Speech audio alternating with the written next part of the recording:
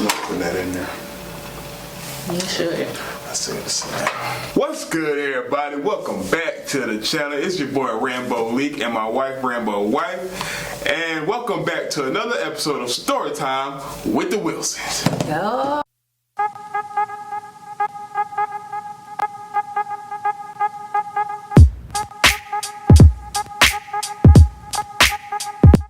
Make sure y'all go below, subscribe to the channel, and hit that little notification bell so y'all get notified every time that we drop a video. And also share our videos to your social media.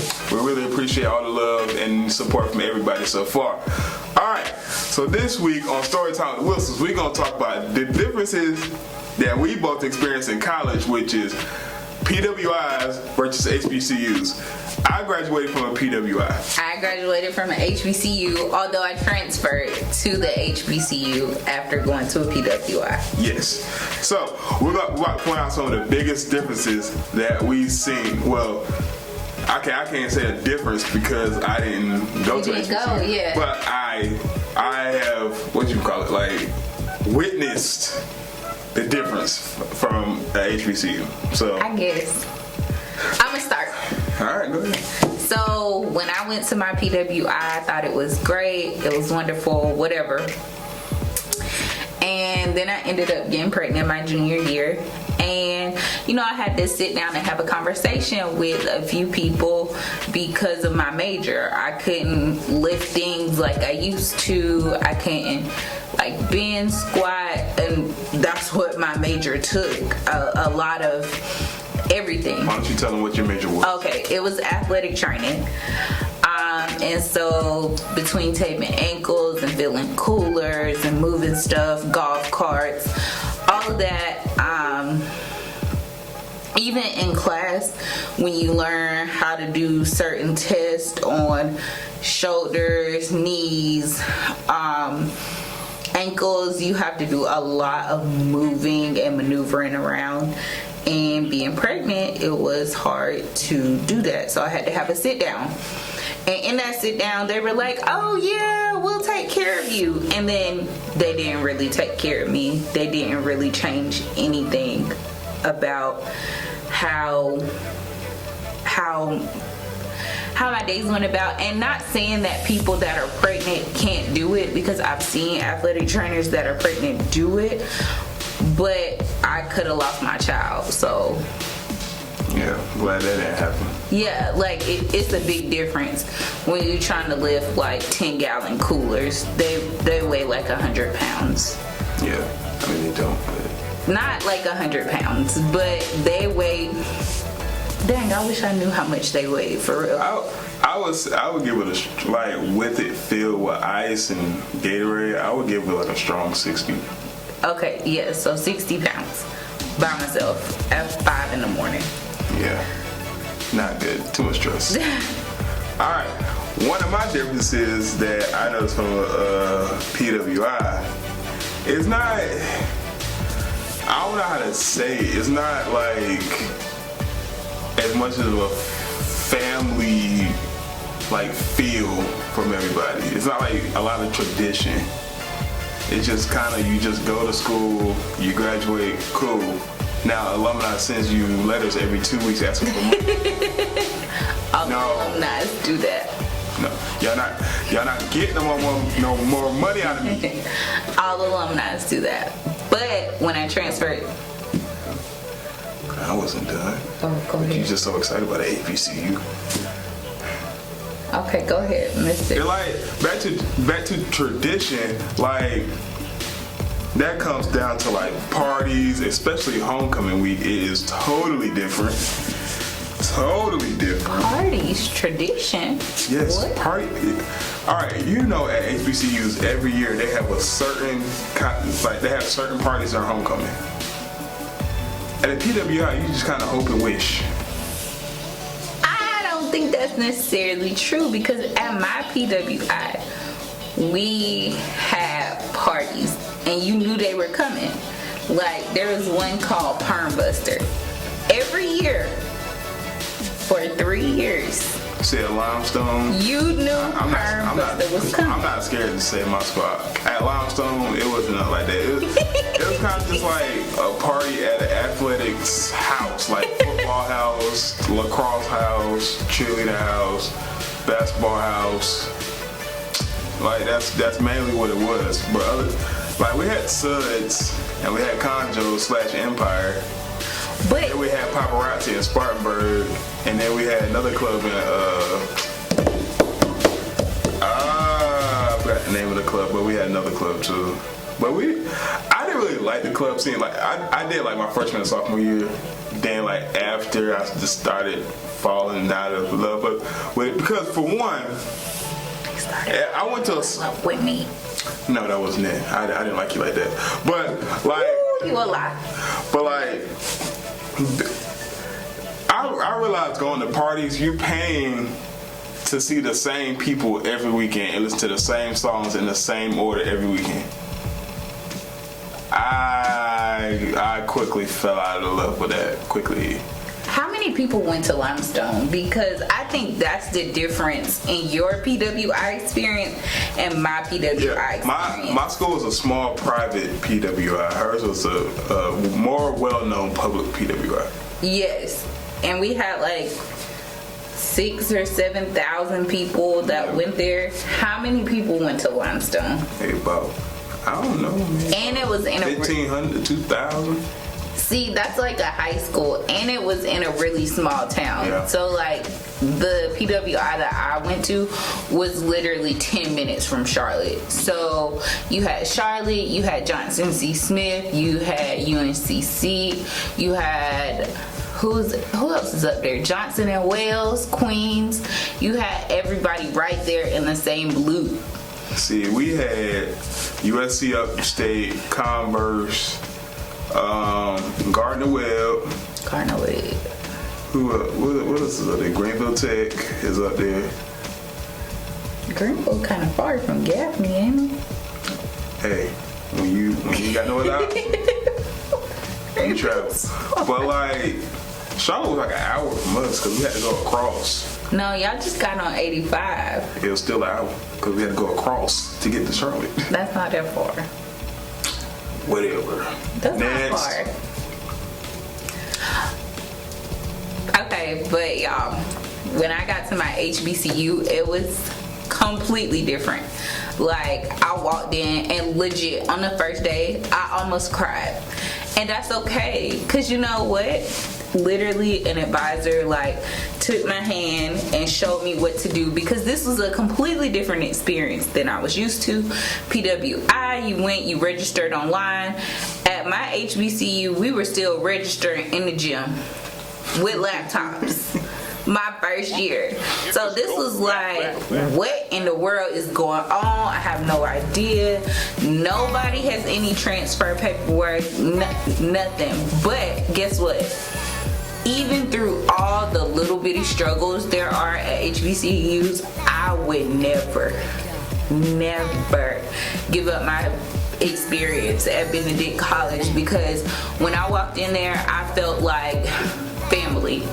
Like, when I tell you, my advisor literally took me under her wing for 3 years and was like, oh, okay, you're good. You're gonna do this. We're gonna get you to graduate. No matter what it was, like, it was all family. At my PWI, I really don't think that anybody would have let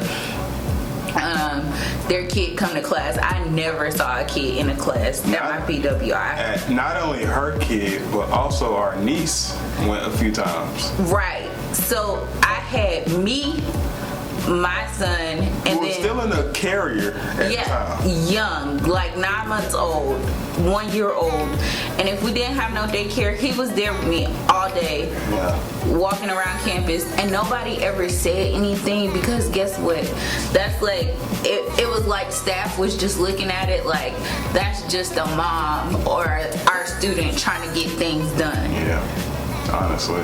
And I was so appreciative, because if he really couldn't get off work to come get him, then I'd be like, oh yeah, I could just take him to class. And that gave me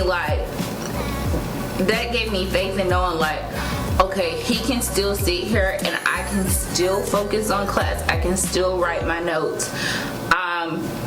And that's what it took sometimes. And nobody ever said anything to me. I literally had a whole stroller in the back of my theater class. And my child was taking a nap during theater. And my professor said, "Oh, you have a baby in here? Oh, okay." And I was literally like so scared. That was the first day I had ever brought him to class, had ever brought him on campus. I was shaking in my boots, like thinking that they're gonna kick me out. I'm gonna miss class because I have nobody to watch my child today. And that's reality. Yeah, it's tough. But all right, we about to end this thing real soon. But the last thing, everybody know this is the biggest difference between PWI'S, HBCU'S. Everybody knows, but I'm gonna say it. Wait. The band is the biggest difference. If you play football, like when I played at Limestone, we played Fort Valley State. Like, Y'all played Benedict too? Yeah, we played Benedict don't too. do that. We played Benedict too.